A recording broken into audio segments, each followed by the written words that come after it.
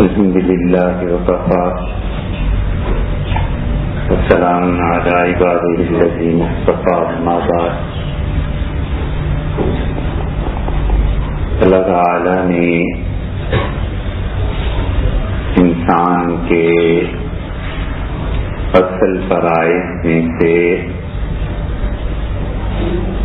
ایک فریضہ یہ قرار دیا کہ انسان اللہ کا شکر ادا کرتا رہے.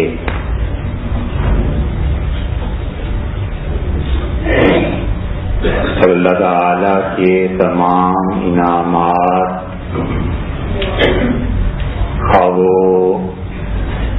اپنے دیکھنے میں کیسے ہی چھوٹے ہوں، اللہ کا شکر ادا کرنا واجب ہے.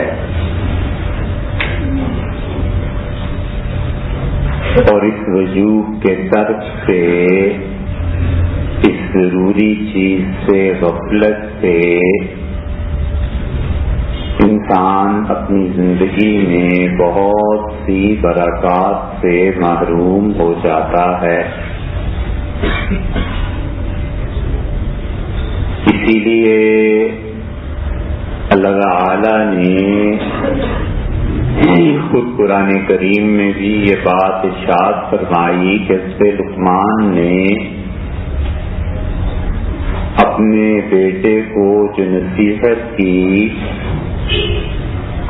تو اللہ تعالی نے اس ضمن میں فرمایا کہ نشکر لی ولوالدیک، اور شکریہ ادا کرو میرا اور والدین کا. اس آیت سے یہ بہت بڑی حقیقت معلوم ہوتی ہے کہ اللہ کی نعمت کا جو ذریعہ بنے وہ ذریعہ بھی شکر ادا کرنے کے قابل ہے. اس اصول کو ہمیشہ یاد رکھنا چاہیے اور ہمیشہ اس پہ غور کرنا چاہیے کہ یہ فرمایا کہ انشکر لی، اور ہم نے لوگوں سے کہا کہ میرا شکریہ ادا کرو، والدیک، اور اپنے والدین کا شکریہ ادا کرو. تو اصل میں والدین سبب بنے اس دنیا میں آنے کا. اگر وہ نہ ہوتے تو اس بچے کا وجود دنیا میں نہ ہوتا، اور اگر یہ دنیا میں نہ آتا تو اللہ کی معرفت، اس کی ذات، صفات، شکر، جنت، جہنم، یہ سب کچھ نہ ہوتا. تو جو والدین اس کے آنے کا ذریعہ بنے ہیں، اللہ نے کہا ان کا بھی شکر ادا کرو. اس اصول کو دیکھا جائے تو پھر یہ زندگی کے ہر شعبے اور دائرے میں کام آتا ہے.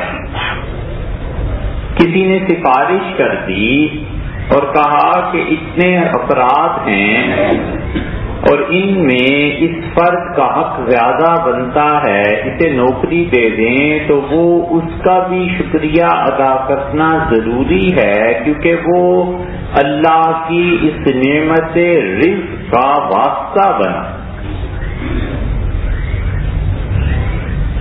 زندگی کے جتنے بھی شعبوں پر غور کریں، اللہ نے اس کائنات کو اسباب کے ساتھ رکھا.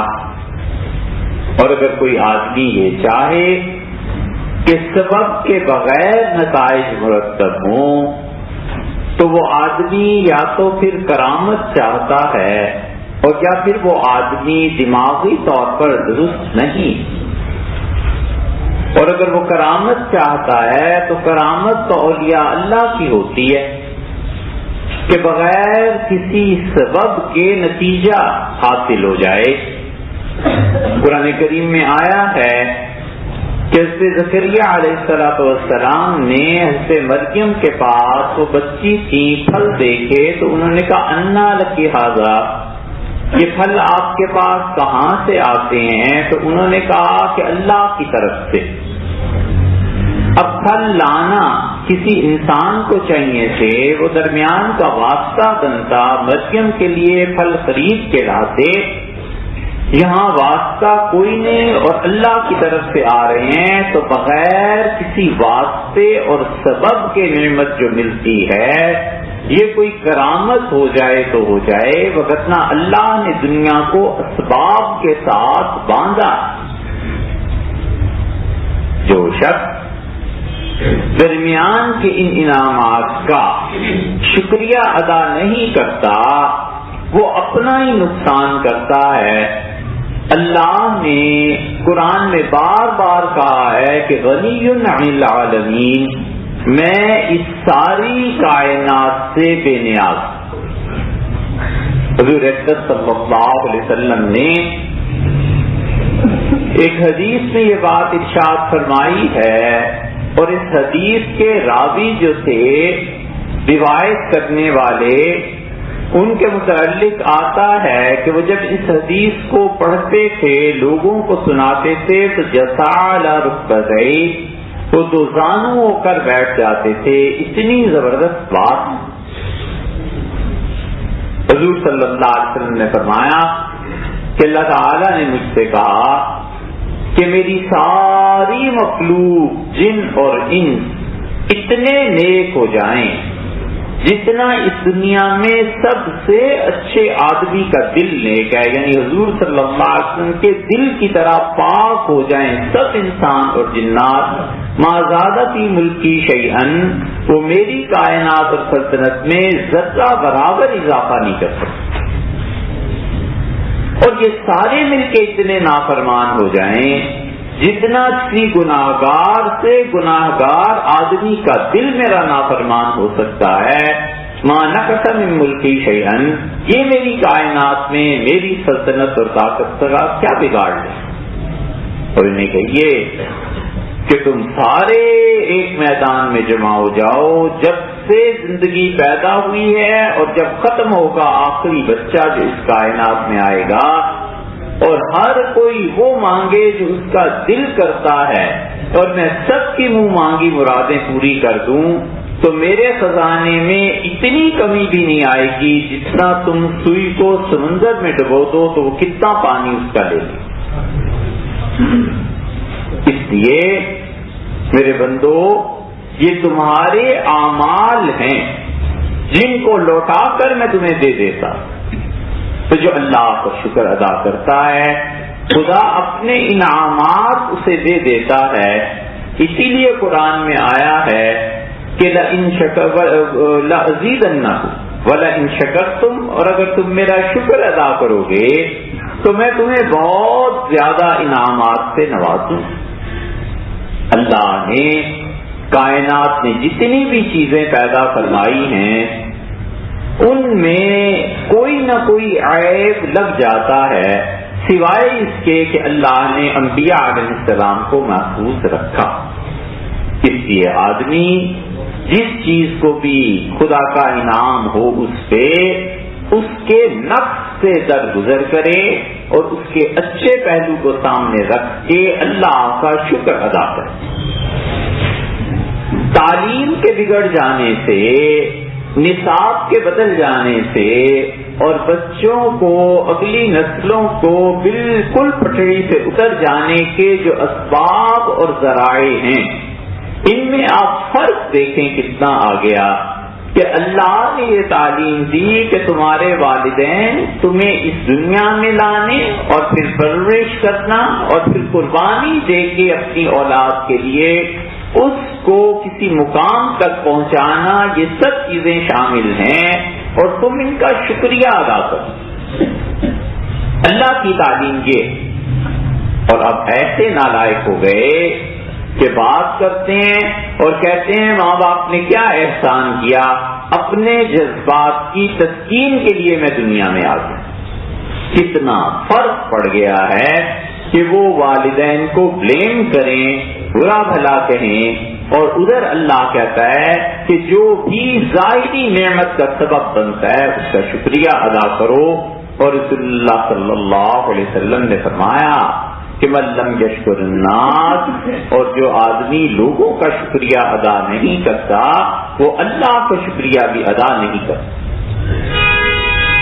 لوگوں کا اس لیے شکریہ ادا کرنا بھی ضروری ہے کہ اللہ نے اس دنیا میں ہر ایک کا کوئی نہ کوئی کام دوسرے سے وابستہ رکھا، تو آدمی جب ایک دوسرے کے ساتھ معاملہ کرے گا تو بہت سی چیزیں ایسی بھی نظر آتی ہیں کہ آدمی کہتا ہے کاش اس میں یہ عیب نہ ہوتا، لیکن زندگی کا اصول یہ ہے کہ بہت سی چیزیں جنہیں ہم بدل نہیں سکتے وہاں ٹکراؤ نہیں پیدا کرنا، وہاں ایڈجسٹمنٹ پیدا کرنا۔ جس آدمی کے ذہن میں یہ ہو کہ کائنات و دنیا ایسی ہو جائے جیسی میں چاہتا ہوں، نہیں ہو سکتا، وہ خود بھی خراب ہوگا اور جہاں جہاں اس کے اثرات ہیں وہ سب خراب ہوں گے، حتیٰ کہ آخرت ڈوب جائے گی۔ بہت سی چیزیں ایسی ہوتی ہیں زندگی میں جہاں اصول ٹکراؤ کا نہیں ہے، ایڈجسٹمنٹ کا ہے، اس کے ساتھ نباہ کرنا ہے، اس کے ساتھ رہنا۔ ایک بچہ ہے اور فرض کر لیجئے والعیاذ باللہ معذور پیدا ہو گیا ہے، تو ماں باپ نے یہ تو نہیں کرنا کہ اسے ذبح کر دیں، زندگی اب اس کے ساتھ گزارنی ہے۔ کیسے اس کمی کے ساتھ زندگی گزارنی ہے؟ اللہ نے عقل اور شعور دیا ہے، اس کو استعمال کرنا ہے اور زندگی گزارنا۔ دریا کا پانی آپ دیکھیں کتنی شدت سے بہتا ہے اور وہ اس طرح پل کے نیچے ستونوں سے ٹکراتا ہے کہ جیسے انہیں ہلا کر رکھ دے گا، لیکن تعمیر کرنے والوں نے گاڑا ایسے ہے کہ جب پانی آتا ہے تو سارا زور ختم ہو جاتا ہے، گول پلر لگا دیتے ہیں تو گولائی میں وہ اپنی صورت اختیار کر کے آگے نکل جاتا ہے۔ اس لیے جو لوگ یہ چاہتے ہیں کہ زندگی ایسے بدل دیں جیسے وہ چاہیں، ایسے نہیں ہوا کرتا۔ بہت جگہوں پہ ٹکراؤ کی بجائے ایڈجسٹمنٹ کرنی پڑتی ہے۔ اب بچہ یہ کہے کہ ماں کا قد چھوٹا ہے، بچہ یہ کہے کہ باپ کی شکل ایسی ہے، تو بھئی انہی ماں باپ کے ساتھ تم نے گزارا کرنا ہے، اور تو کچھ ہو نہیں سکتا۔ بابا اردو مولانا عبدالحق صاحب تھے اور انہوں نے ایک جگہ لکھا ایک بڑے آدمی کے متعلق ان کے خاندان میں کہ ان کا انتقال ہو گیا، تو بچے بہت مانوس تھے ان سے، تو لکھتے ہیں کہ میں بچوں کو پھر اپنے پاس سلاتا تھا، تو بچوں کی تعلیم تربیت سب کچھ کرنی ہوتی تھی، تو بچے مجھے کہتے تھے کہ بابا کو بلائیں، تو میں انہیں کہتا تھا بیٹے اب میں تمہارا ہی باپ ہوں۔ بچے کہتے تھے بابا آپ کیسے ہو سکتے ہیں، بابا کی تو داڑھی نہیں تھی۔ میں نے کہا اب داڑھی والی ماں بھی مل گئی ہے، داڑھی والا باپ بھی مل گیا، اب بیٹے ماں باپ میں ہی ہوں تمہارا۔ تو اس لیے یہ نہیں ہوا کرتا کہ انسان یہ کہے کہ ماں باپ فلاں فلاں ان میں یہ عیب ہے، اس میں یہ عیب ہے، ارے بھائی ہے، اور اس کے ساتھ ہی زندگی اس کے ساتھ گزارنی ہے، اس کے ساتھ ایڈجسٹمنٹ کرنی ہے تاکہ اللہ کا شکر ادا کرے۔ اگر یہ بھی نہ ہوتا تو پھر کیا ہوتا؟ 10 عیب ہے نا، 90 اچھی چیزیں، کل کو یہ بھی نہ ملتا تو کیا کر لیتے؟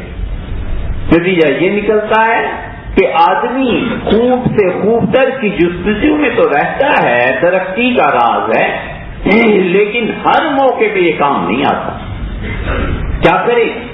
شادی ہو گئی، اب بیوی پسند کی نہیں آئی، زندگی گزارنی ہے، جب تک کہ انسان اس اصول کو نہ جانے گا وہ کہے گا اب دوسری کر لوں، پھر اس میں بھی کوئی عیب نکل آئے گا، پھر تیسری، پھر چوتھی، تو زندگی اپنی بھی تباہ اور آخرت بھی تباہ، اور کوئی تعمیری کام نہیں ہو سکتا۔ اس لیے بہت سے لوگ جو اچھے کام کرتے ہیں اللہ کا انعام ہے، ان کا بھی شکریہ ادا ہونا چاہیے اور قدر کرنی چاہیے، کیونکہ اب ہماری نسلیں پڑھنے کی عادی نہیں رہی، وہ نہیں جانتے کہ ان کے اسلاف کیا تھے۔ علی گڑھ جب بنا، سر سید نے جو کچھ بھی لکھا اور کیا، 1910 میں سر آغا خان نے یہ فیصلہ کیا کہ علی گڑھ کو یونیورسٹی بنائیں، اور آغا خان نے صرف ایک آدمی کو اپنے ساتھ لیا اور اس نے کہا تم میرا ساتھ دو، ہم اس دارالعلوم کو یونیورسٹی بنائیں گے۔ سر سید نے علی گڑھ کا جو نصاب رکھا تھا اس میں مشکات شریف تک کتابیں داخل، وہاں کے گریجویٹ جو تھے وہ عربی بھی پڑھتے تھے، فارسی بھی پڑھتے تھے، انگلش بھی پڑھتے تھے اور بہت کچھ پڑھتے تھے۔ اس نے کہا آغا خان نے ایک آدمی کو کہ تم میرا ساتھ دو، تو ہم اسے ایک مدرسے سے نکال کے، مدرسہ العلوم سے نکال کے ایسی یونیورسٹی بنائیں کہ پورا ہندوستان تعلیم حاصل کرنے آئے۔ اور وہ ایک آدمی مولانا شوکت علی، رامپور کی زمین نے جتنے بڑے بڑے 52 گز کے یہ پیدا کیے ہیں، محمد علی جوہر تھے، شوکت علی تھے۔ اب شوکت علی کی قبر دلی میں ہے جامع مسجد کے ساتھ ہی، کون جانتا ہے کس آدمی نے کتنا کام کیا اور کیا کیا۔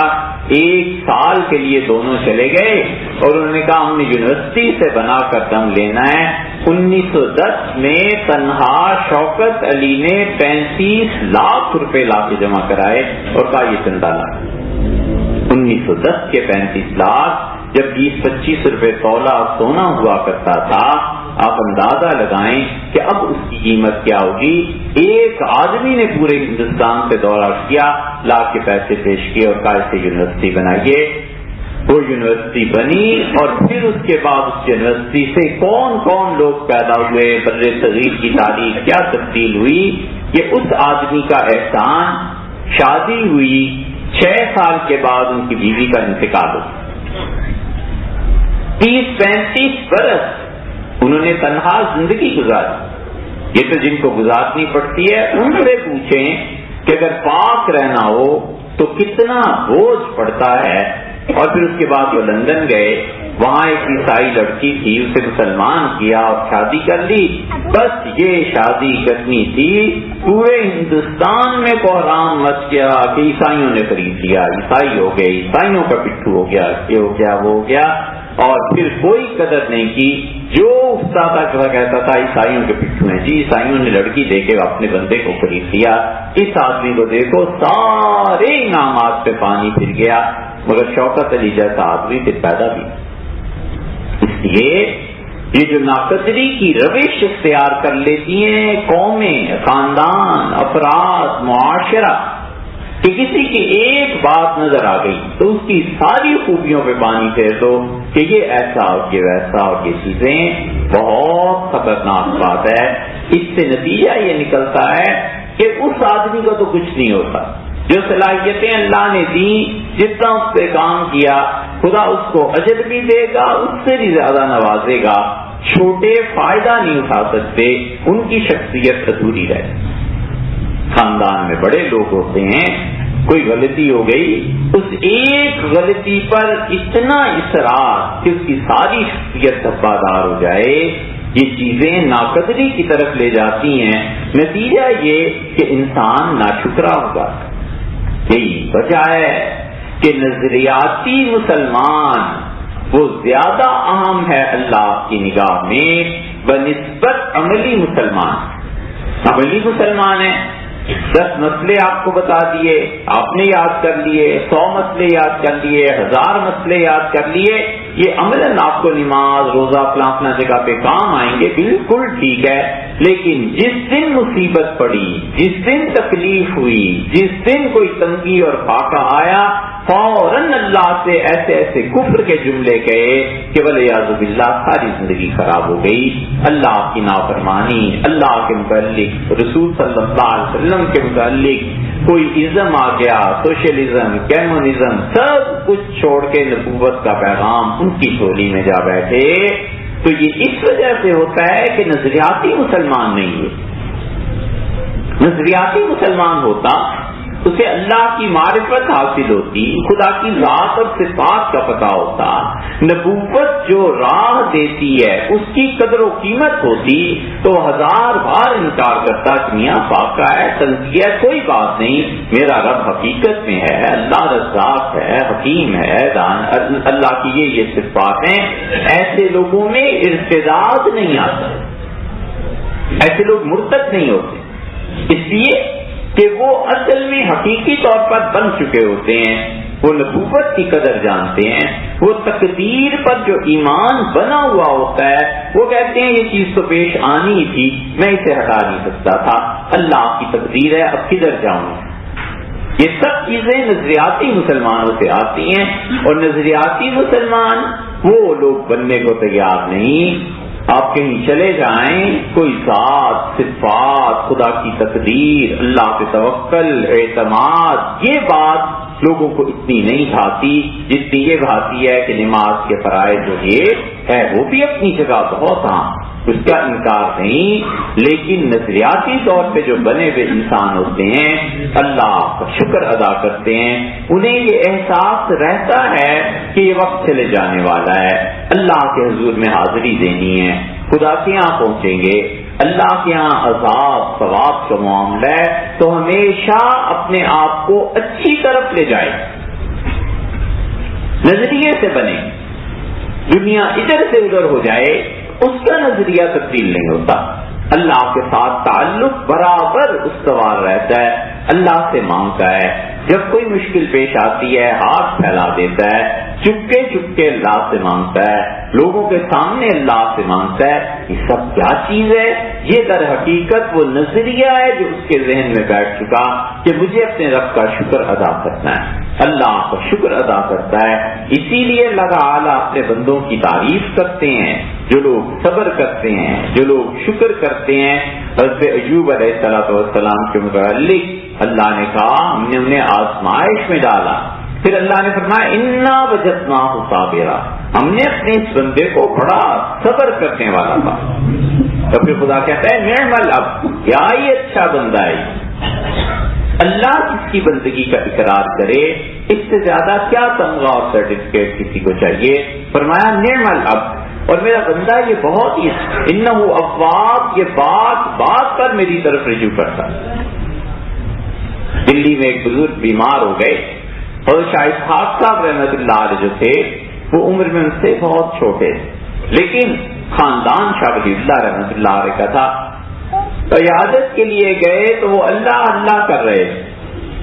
شاہ اسحاق صاحب رحمۃ اللہ نے پوچھا کہ چچا خیریت کیا ہوا، باقی باتیں پوچھنے کے بعد ان کا حضرت میں بھی ایک بات عرض کروں، ان کا کہو میاں تم بتاؤ کیسے صحت ہو؟ انہوں نے کہا حضرت یہ اللہ اللہ کی بجائے ہائے ہائے کیجیے آپ ٹھیک ہو جائے۔ بڑے ناراض ہوئے، انہوں نے کہا اللہ کا نام چھڑاتے ہو، اللہ اللہ کرتا ہوں کیا پتا مر جاؤں تو خدائی کا نام کام آئے گا، ہائے ہائے تھوڑے ہی کام آئے گی۔ انہوں نے کہا حضرت آپ کی مرضی، لیکن آپ نے پوچھا صحت کے لیے تو میں نے بھی کچھ عرض کر دی، جب بیماری اور بڑی تو وہ ہائے ہائے کرنے لگے، پھر ٹھیک بھی ہو گئے۔ تو شاید صاحب کو بلا بھیجا اور کہا اس لڑکے سے کہو کہ اس میں بھید کیا تھا، راز کیا ہے، ہائے ہائے کرنے لگا تو ٹھیک ہو گیا اور اللہ اللہ کیا تو میں بیماری تھا۔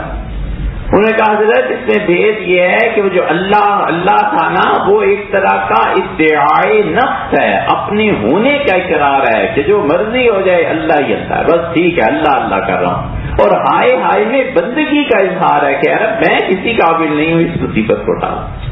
ان کا عاجزی وہاں پسند ہے، بندگی وہاں پسند ہے، اس لیے مجھے خیال آیا کہ اللہ اللہ چھوڑ دیں بعد میں کر لیجیے گا، فی الحال تو ہائے ہائے کریں، بندگی کا ثبوت ہے کہ اے رب میں آزمائش کے قابل ہوں۔ اسی لیے قرآن کہتا ہے حضرت ایوب علیہ السلام کے بارے میں نعم العبد، کیا ہی اچھا بندہ تھا ہمارا، انہ اواب، بات پہ میری طرف رجوع کرتا، بات پہ مجھے پکارتا تھا۔